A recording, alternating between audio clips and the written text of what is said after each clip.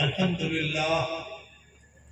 لله الذي هدانا لهذا وما كنا لنهتدي لولا أن هدانا الله ونشهد أن لا إله إلا الله وحده لا شريك له ولا نظير له ولا مثيل له ولا مثال له ونشهد أن سيدنا ونبينا ومولانا محمدا عبده ورسوله الذي أرسل إلى كافة الناس بشيرا ونذيرا وداعيا إلى الله بإذنه وسراجا منيرا صلى الله تعالى عليه وعلى آله وأصحابه وأزواجه وذرياته وأهل بيته وعلماء أمته ومشايخ زمرته وجميع ملته أجمعين أما بعد. بزرگوں اور دوستوں، بلا تکلف عرض ہے کہ میری عمر 75-76 سال کی ہو گئی ہے. اب میں بہت بیمار رہتا ہوں. سانس کی تکلیف ہے، پیر کی تکلیف ہے، ہاتھ کی تکلیف ہے، اور جو رات گزرتی جاتی ہے آواز میری بیٹھتی جاتی ہے. اسی لیے میں نے یہاں کے منتظمین حضرات سے بسط ادب و احترام درخواست کیا 15-20 منٹ مجھے وقت دے دیں، میں کچھ کہہ دوں گا. اگر دعائی کرانی ہے پھر بعد میں دوبارہ آ جاؤں گا، لیکن یہ کہ میری بات سمجھیں. انشاءاللہ 15 سے 20 منٹ میں انشاءاللہ میں اپنی بات ختم کر لوں گا. وہ آواز کھینچ رہی ہے. لاؤڈ اسپیکر کو ہم سے خاص دشمنی ہے ہر جگہ پورے ہندوستان. یا تو پیلا ہو جاتا ہے یا نیلا ہو جاتا ہے یا سجدے میں گر جاتا ہے. چپ چاپ آرام سے سنتے. میں جو کہنا چاہتا ہوں وہ تھوڑی سی بات ہے، بس ذرا سا آرام سے سن لیے، وزن لگا. اور اسٹیج پہ بیٹھے ہوئے ہمارے پاس قابل سے تکریم علماء سے بڑے ادب احترام سے درخواست ہے وہ غور سے میری بات سنیں. آدمی جس معاشرے میں رہتا ہے اس معاشرے کو خراب کرنا یا اس کو اچھا کرنا یہ انسانوں کی ذمہ داری ہے. آدمی کے آداب، آدمی کے اخلاق، آدمی کے کردار، آدمی کی بد اخلاقی، بد زبانی، بد کرداری، یہ دو حصے ہیں. اگر ہمارے سماج میں ایسے لوگ موجود ہیں جو بد اخلاق ہیں، بد زبان ہیں، بد کردار ہیں، وہ معاشرہ کبھی نہیں سدھرنے والا. جس معاشرے میں علم ہو، عمل ہو، اخلاص ہو، تقویٰ ہو، اللہ کا خوف ہو، آخرت کی فکر ہو، زبان میں محبت ہو، اخلاق و کردار درست ہو، وہ ایک صالح معاشرہ کہا جاتا ہے. انسان خوبیوں اور خامیوں کا مجموعہ بنایا گیا ہے. غور سے میری بات سنیں. انسان خوبیوں اور خامیوں کا مجموعہ بنایا گیا ہے. قرآن کیا کہتا ہے؟ انسان کی خوبیاں بیان کرتا ہے تو کہتا ہے وَلَقَدْ كَرَّمْنَا بَنِي آدم. ہم نے بنی آدم کو کرامت بخشی، عزت بخشی. اور جب انسان کی خامیاں بیان کرتا ہے قرآن تو کہتا ہے خلق الانسان من عجل. انسان جلد باز پیدا کیا اور جلدی رسول ہے اس کی طرف جانا نہیں چاہتے. صرف آپ کو بتانا چاہتے ہیں یہ بات کہ سماج کے بزرگ لوگ، محترم لوگ، محترم خواتین، جوان یہ سوچ لیں اچھی طرح سے کہ ہم اور ہماری نسلوں کا کیا ہوگا. سیدنا موسیٰ علیہ السلام کی ملاقات ہوئی بڑے پیر صاحب. بڑے پیر صاحب سمجھے آپ نہیں سمجھے؟ یو پی سے آتے ہیں مصیبت ہمارے لیے، یہی پریشانی ہے. بڑے پیر صاحب کہتے ہیں شیطان. ہم اس کا ہم نے اس کا نام رکھا بڑے پیر صاحب. موسیٰ علیہ السلام سے ملاقات ہوئی شیطان کی، ابلیس کی. تو موسیٰ علیہ السلام نے اس سے کہا کہ تمہاری عمر بھی بہت لمبی ہے، تجربہ بھی بہت لمبا ہے، عبادتیں بھی تم نے بہت کی ہیں. کچھ ایسی بات بتاؤ ہمیں کہ ہمارے سمجھ میں آئے یہ انسانوں کا بگاڑ کیسے تم نے پیدا کیا. تو اس نے کہا کہ 5 باتیں ہیں اور اس کا میں امام ہوں. تو موسیٰ علیہ السلام نے کہا بتاؤ. کہا 3 بتاؤں گا، 2 بات نہیں بتاؤں. تو پیچھے سے آواز آئی کسی کی، موسیٰ کہو اس سے وہ 3 نہ بتا وہ 2 ہی بتا. تو کہا میں بتاتا تو نہیں لیکن آپ اللہ کے نبی ہیں، آپ ایک جھاپڑ کھا کے ہم کہیں ہم گرد چلے نہ جائے تو سنیے اور سنیے گا اچھی طریقے سے. کا ماحول تنافس کا ہے، تحاسب کا ہے، کوئی کسی کو پھلتا پھولتا دیکھنا نہیں چاہتا، ہر آدمی ایک دوسرے کی چادر کھینچنا چاہتا ہے، ہر آدمی ایک دوسرے کی عزت کھینچنا چاہتا ہے، ہر آدمی ایک دوسرے کو بے احترام کرنا چاہتا ہے. یہ اچھے معاشرے کی پہچان نہیں ہے. کیا بولو؟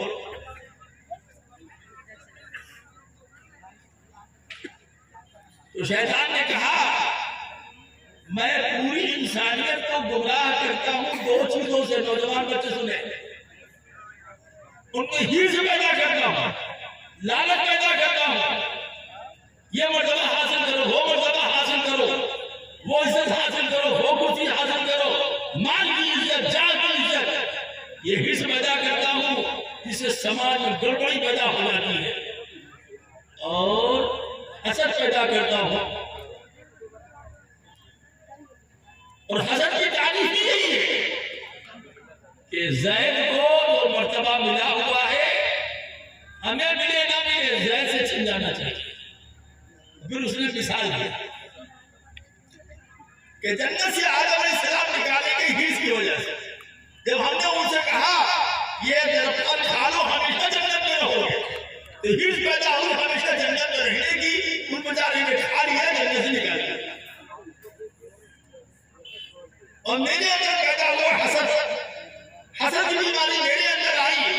میں حسد کی وجہ سے راہ میں درگاہ ہو گیا، اور آدم علیہ السلام ہرس کی وجہ سے دنیا میں نہیں. موسیٰ اپنی قوم سے کہنا یہ دو چیزیں اپنے اندر نہ پیدا ہونے دیں. ہرس نہ پیدا کریں، اللہ کی دی ہوئی نعمت پر قانے رہیں، اللہ کی دی ہوئی نعمت پر بالکل صابر و شاکر رہیں. کسی کا مال دیکھ کر، کسی کی جان دیکھ کر، کسی کی عزت دیکھ کر، کسی کی آبرو مندانہ زندگی دیکھ کر، کسی کی شان و شوکت دیکھ کر تو تمہارے اندر ہرس نہ پیدا ہو. کیونکہ ہرس لالچ کو کہتے ہیں. جب لالچ پیدا ہو جاتی ہے تو آدمی حلال و حرام کی دنیا سے بالکل بے پرواہ ہو. مکہ معظمہ میں ایک پیر صاحب سے ہماری ملاقات ہوئی. بہت بڑی پگڑی پہنے ہوئے تھے، گھیروا کپڑا پہنے ہوئے تھے. تو لوگوں نے تعارف کرا کہ یہ پیر صاحب ہیں، ان کے 70 لاکھ مرید تھی. اللہ اکبر. 70 کے نام سن کر بدن کانپنے لگے. تو اس کے مرید نے بتایا کہ حضرت کا محفوظ ہے پیسہ ہو چاہے جیسا ہو. وہ اپنے مریدوں کی تعلیم دے پیسہ ہو چاہے جیسا ہو، حرام آئے حلال آئے، جائز آئے ناجائز آئے، گناہ سے آئے سزا سے آئے، چھپ کر آئے چوری سے آئے. ہم نے کہا جس قوم کا پیر یہ ہو پیسہ ہو چاہے جیسا ہو وہ جہنم کے راستے میں جانے کے لیے تیار ہے.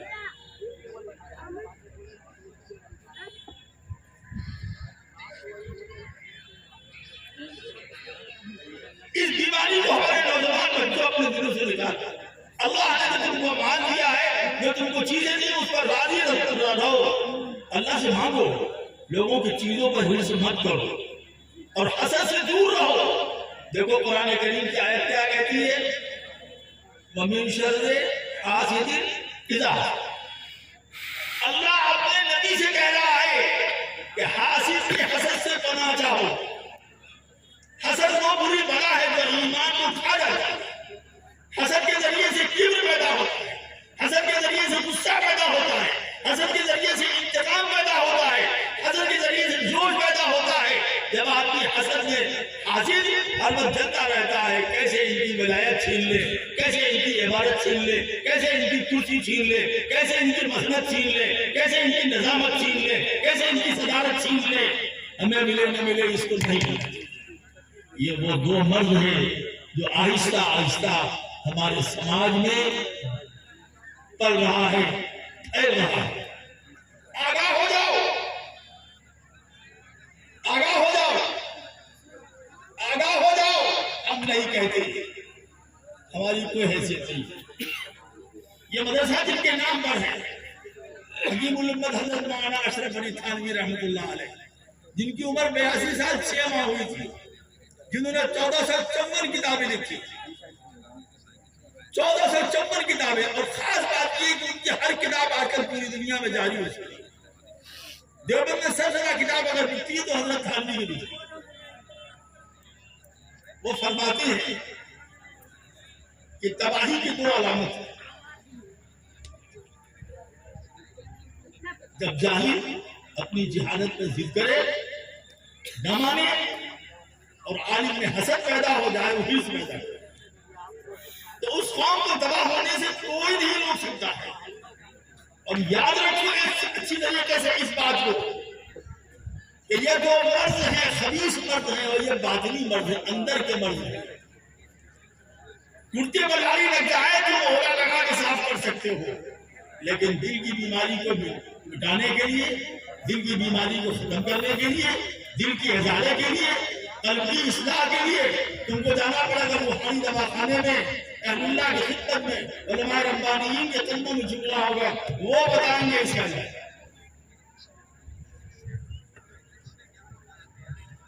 اب تو تھانے دار یا تحصیلدار کوئی معمولی عہدہ رہ گیا ہے، لیکن انگریزوں کے زمانے میں تحصیلدار کا عہدہ بہت بڑا عہدہ ہوتا ہے.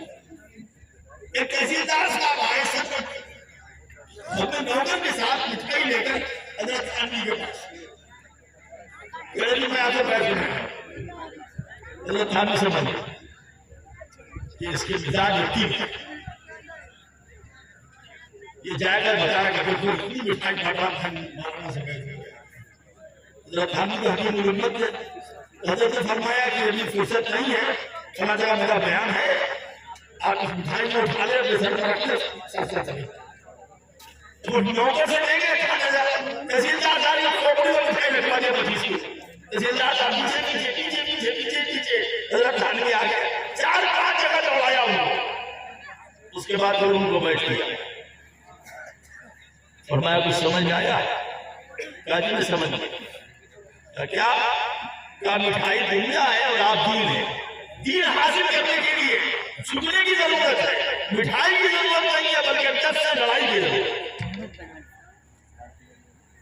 آج کسی بھی ماحول میں آپ دیکھ لیجیے اس بات پر، یہ چیز کو آپ کو چھوڑنا ہوگا. ہمارے سماج سے حسد کو نکالیے، اپنے سماج سے حسد کو نکالیے، اپنے سماج میں دنیا کی محبت کو نکالیے، اللہ والوں کی صحبت میں بیٹھیے، علماء کی صحبت میں بیٹھیے. آپ کو تو عمارت شریعہ جیسی عظیم الشان تنظیم حاصل ہے. ہم سب بتاتے ہیں آپ لوگ تو اخبار میں نہیں پڑھتے ہیں، ٹی وی دیکھتے ہیں. ایک دنیا اخبار آتا ہے انقلاب اردو والا بنارس والا، اس کو حالات کا علم ہے، لیکن جب میں سفر کرتا ہوں تو مجھ کو بہت سی حالات کا علم ہے. کسی میں بڑے ادب اور احترام سے درخواست کرتا ہوں کہ اپنے دل کے مسائل کو دور کریں. ایک شاعر کھڑا ہوا شعر پڑھ رہا ہے، اچھا شعر پڑھ رہا ہے، لوگ واہ واہ کرتے ہیں، گاتے نہیں ہیں. دوسرے شاعر کا منہ چھوٹا ہوا، ارے یہ تو بازی مار لیں. یہ کیا ہے؟ یہی حسد، اسی کا نام ہے. یہی حسد کینے میں تبدیل ہوتا ہے. جمشید جوہر کو جانتے ہوں گے آپ لوگ، نام سنا ہوگا، وہ سنوں کو دیکھا گیا اور اسے بیٹھ گیا. ایک مشاعرے ایک جلسے میں ہم نے دیکھا کہ کوئی شاعر پڑھا، کون پڑھا نہیں جاتی ہے، لیکن دیکھا کہ جمشید جوہر میں چھیڑے کا ایک بدل تھا، اوپر نیچے ہو رہا ہے 13-14. میں سمجھ گیا کہ اس کے دل میں خیال آ رہا ہے کہ یہ مجھ سے بازی مار لیں گے. میں نے آج سے اشارہ کیا، ایسے ایسے اشارہ کیا، ایسے یعنی تم کھڑے ہو 500 روپیہ انعام دو، تمہارا یہ علاج ہے. جمشید جوہر کھڑے ہوئے 500 روپیہ اس کو انعام دیا، بہت بہت مبارکباد دی. اس کا یہ علاج ہے. شاعری ہو، تقریر ہو، یہ اللہ کی صلاحیت کی بات ہے، خداداد استعداد ہے. اللہ نے جو اس کو استعداد دیے اس سے امت کو فائدہ پہنچے، اور ہم اس کی پیٹ ہو گئے کہ بیٹا تم نے بالکل ٹھیک کیا. تب کام بھائی بھائی سے چل رہا. یہ بیماری ہے، بیماری. اس بات میں بیماری کا علاج نہیں ہے کہ تو اللہ کے واسطے، اپنی آخرت بنانے کے واسطے اللہ کے بندوں کے پاس بیٹھو، اہل اللہ کے قدموں پر بیٹھو، علماء ربانیین کے قدموں پر بیٹھو، ان کو بتاؤ، ان سے سیکھو، اس پر عمل کرو. لا الہ الا اللہ کی جب ضرب لگاؤ گے کثرت سے استغفار کرو گے تب بھیڑیں پڑو گے، شکر ادا کرو گے تب آرام سے رہو گے، اللہ کی نعمتوں پر شکر کرو گے تب حسن آئے گا، صبر کرو گے تب حسن آئے گا، ذکر کرو گے تب اثر ہوگا، صحبت میں رہو گے تب اثر ہوگا۔ میں آپ کو پریشان نہیں کرنا چاہتا، میں کوشش کر رہا ہوں کہ نورانی خیالی کی زبان میں اپنی بات سمجھا دوں۔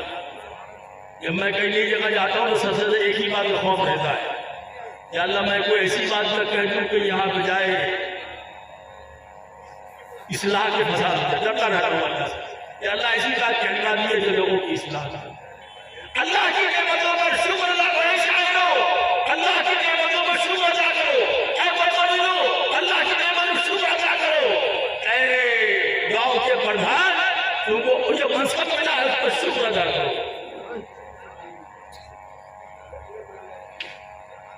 اور سنا دے قصہ کہ چھوڑ دے، جلدی بولو، سنائیے سنائیے، چھوڑ دے نہیں بھائی سنائیے بھائی، پوری بات کر لیں، شاباش، اس کا مطلب کچھ سمجھ میں آ رہی ہے، پوری طرح نہیں لیکن کچھ سمجھ میں آ رہی ہے۔ کیا کہا میں نے؟ اللہ کی نعمتوں پر شکر کرو۔ یہ قصہ میں بہت سنا رہا ہوں، یہ مفتی اکبر صاحب آئی ہیں، انہوں نے بھی سراج رمضان میں خانقاہ میں ہماری سنا ہوگا اور بہت سے لوگوں نے سنا ہوگا۔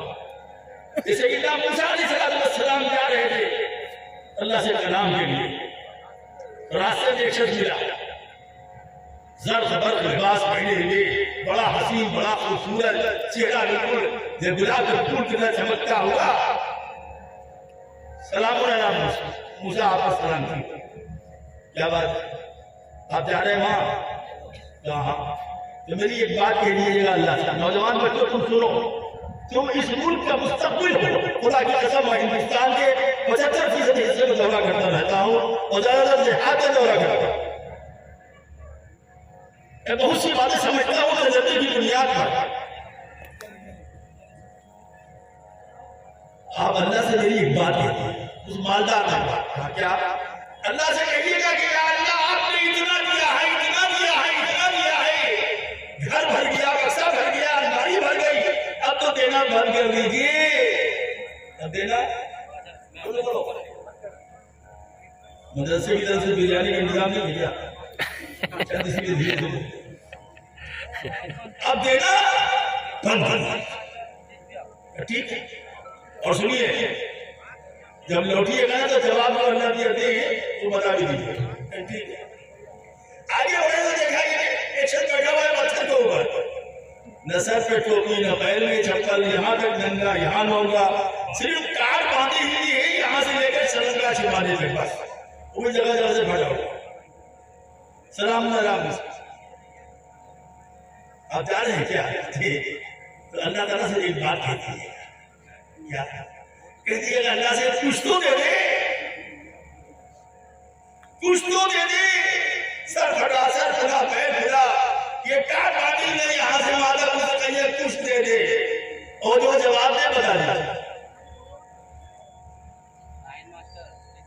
موسیٰ علیہ السلام گئے وکلم اللہ موسیٰ تکلیمہ، گفتگو میں اتنے مہو ہوئے، اتنے مہے ہوئے، اتنے مہے ہوئے کہ بھول گئے۔ جب چلنے لگے تو اللہ تعالیٰ نے فرمایا موسیٰ تم سے کسی نے کچھ کہا تھا؟ موبائل سے صرف ہاں یاد آیا، ہاں بولو، اللہ تو سب جانتے ہیں۔ تو راستے میں ایک آدمی امیر بھی ایسا مالدار آدمی کرو اتنا دے دیا ہے آپ نہیں رکھنے کی جگہ نہیں ہے، تھوڑا کچھ کام کر دیجیے۔ اللہ نے فرمایا جا کے اس سے کہو کہ شکر کرنا بند کر دے، ہم دینا بند کر دیں، شکر کرنا بند کر دیں، بولو بند کر دو تو ہم دینا۔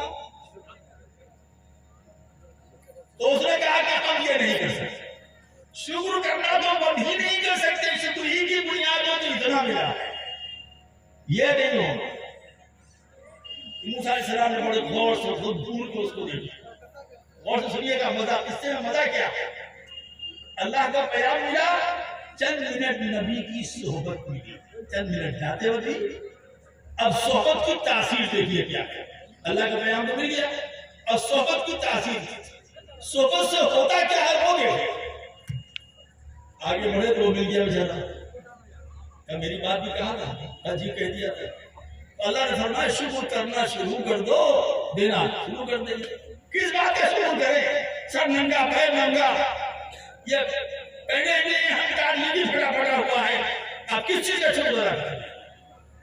موسیٰ علیہ السلام نے بڑے پیار سے بڑی محبت سے اسے سر پر ہاتھ رکھ کے کہا بیٹا شکر اس بات کا ادا کرو لاکھوں کروڑوں انسان جنگلوں میں گھومے. موسیٰ علیہ السلام کا دور ہے اس میں موسیٰ علیہ السلام لاکھوں کروڑوں انسان جنگلوں میں گھوم رہے ہیں اس لیے وہ مادرزاد ننگے ہیں پتوں سے اپنی شرمگاہ چھپائے ہیں. تم شکر کرو کہ تمہارے پاس تمہارا اپنا چادر ہے.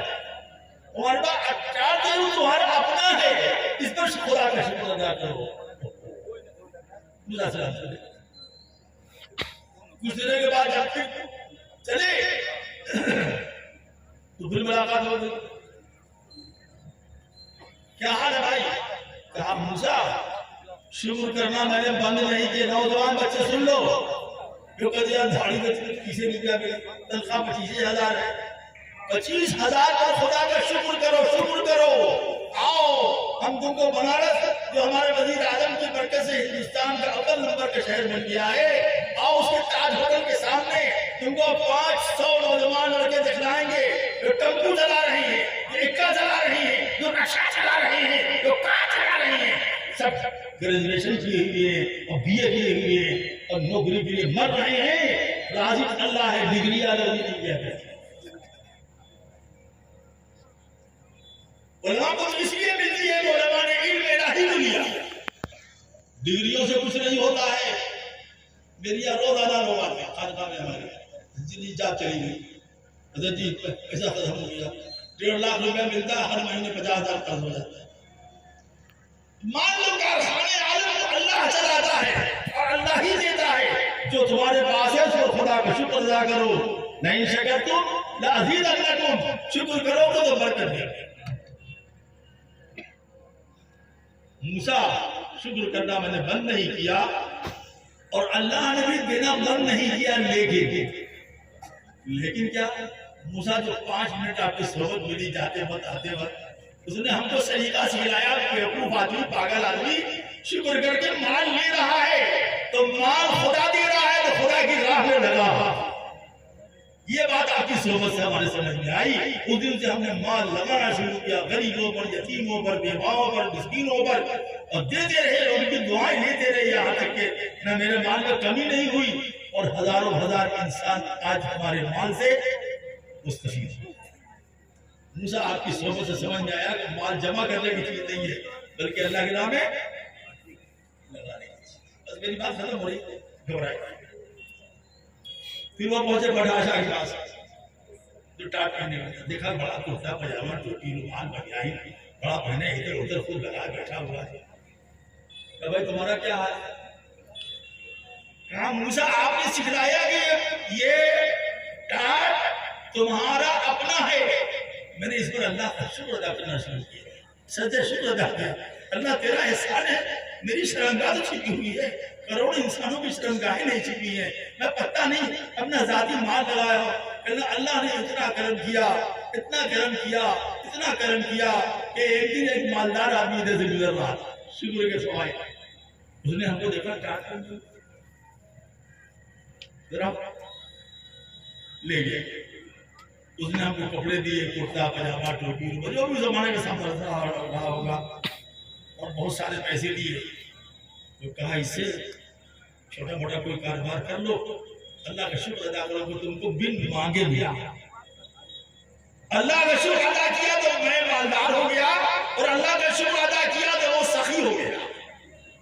جو تم کو خدا نے دی ہے زندگی اس پر شکر کرو. جوانی دی ہے اس پر شکر کرو. عمر لمبی ملی ہے اس پر شکر کرو. علم دیا ہے اس پر شکر کرو. سماجی عزت دی ہے اس پر شکر کرو. دعا کی توفیق دی ہے اس پر شکر کرو. اللہ کی زمین پر اللہ کے بندے بن کر رہو.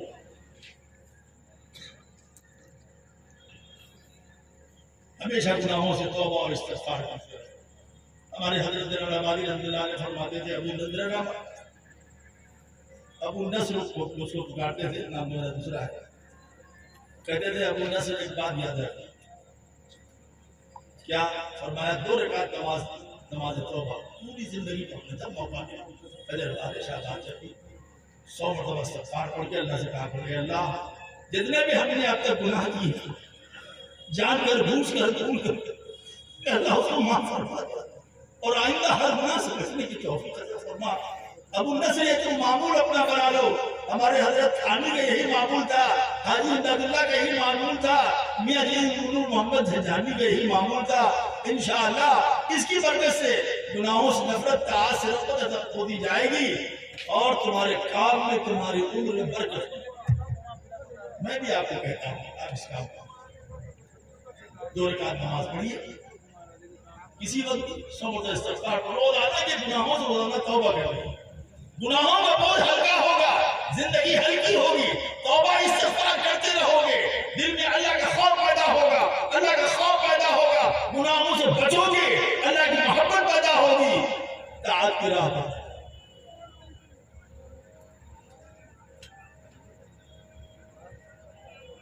یہ ہے وہ سبب جو آپ کو حضرت تھانوی کی طرف سے پیش کیا جاتا ہے. یہ ہے وہ سبب جس کو مولانا محمد علی منگیری نے دیا. یہ ہے وہ سبب جس کو امامت شریعہ نے گاؤں گاؤں پھیلایا کہ صبر کرو, شکر کرو, توبہ کرو, استغفار کرو, امانت اور دیانت اختیار کرو, اللہ کے بندے بن کر رہو, فرعون بن کر مت رہو.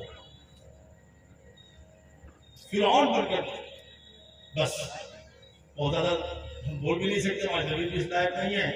یہ چند کلمات آپ کے خدمت میں حاضر ہے. مدرسہ اشرفیہ تجوید القرآن بڑے چالاک تھا وہ شخص جس نے مدرسے کا نام سمجھے. یعنی 2 باتیں آپ سمجھے نہیں تو سمجھ جاتے. حضرت تھانوی کا نام تھا اشرف علی, اشرفیہ رکھا. حضرت تھانوی کی کتاب بھی ہے تجوید القرآن, وہاں سے یہ لے لیا انہوں نے تجوید القرآن. حضرت تھانوی روح میں زندہ ہے, جگ میں زندہ ہے, اساتذہ میں زندہ ہے, طلبہ میں زندہ ہے. ہم دعا کرتے ہیں کہ اللہ تعالیٰ اس ادارے کو نظر بد سے بچائے اور ہر قسم کی شرور و فتن سے محفوظ فرمائے. ادارے والے مل جل کر رہے, مسجدیں نہیں رہتی, مدرسے والے نہیں, ہر ادارے والے دوسرے ادارے کو اپنا ادارہ سمجھے, اس کی ترقی کو اپنی ترقی سمجھے, انشاءاللہ فیضان عام ہوگا. اللہ اس ادارے کو نظر بد سے بچائے. اس کے تمام اخراجات, خاص بات بڑی خوشی کی ہے کہ طالبات کے ساتھ طالبات کی تعلیم بالکل فرض اولین ہے. سب سے پہلی تعلیم آپ کی بچیوں کو دے. یہ مستقل موضوع ہم اس میں بولنا نہیں چاہتے, بہت دیر ہو جائے گی, لیکن طالبات کی تعلیم نہیں تو نہیں تعلیم دو گے, اپنی بچیوں کو دینی تعلیم نہیں دو گے, ڈائریکٹ براہ راست اسکول میں داخل کرو گے تو وہ ہو رہا ہے جو ہندوستان میں ہو رہا ہے.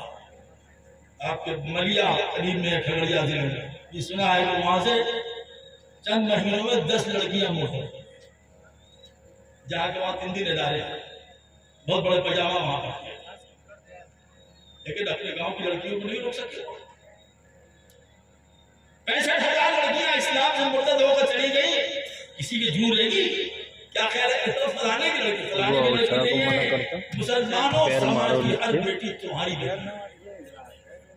جب یہ مزاج بناؤ انشاءاللہ اللہ سے دعا ہے کہ وہ بچیاں جو مرتد ہو گئی اللہ ان کو اسلام میں داخل فرما دے. اور مسلمانوں خیال رکھو, اپنی بیٹیوں کو پڑھاؤ اور سب سے پہلے علم دین سکھلاؤ. خشتی اول کیوں نہد میں مار کر تاثریا بھی رمت دیوار کر.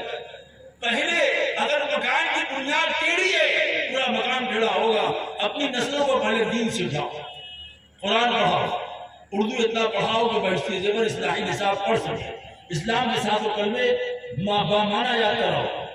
وہ 18 بڑے بڑے گناہ جن کو حضرت سیدنا علی نے بیان کیا, شاید مشکات نے اس کو نقل بھی کیا ہوگا, وہ بڑے بڑے گناہ بتاؤ اپنی بیٹیوں کو, بچوں کو. یہ ایک گناہ ایسا ہے جو آدمی کو جہنم میں لے جانے کا موقع نہیں ہے. یہ موضوع ایسا سالی رات میں ختم ہو جائے موضوع نہیں, لیکن میں نے تھوڑا بیان کیا. اور اللہ سے دعا کرتے ہیں کہ اللہ تعالیٰ ادارے کو نظر بد سے بچائے. میں آپ کا بڑا شکر گزار ہوں کہ میں پہلی مرتبہ آیا ہوں, آپ نے بڑی محبت سے سن لیا. طبیعت بھی بہت خراب رہتی ہے, دعا کیجیے گا اللہ تعالیٰ میری عمر میں برکت عطا فرمائے اور صحت عطا فرمائے. وآخر دعوانا الحمدللہ رب العالمین. السلام علیکم.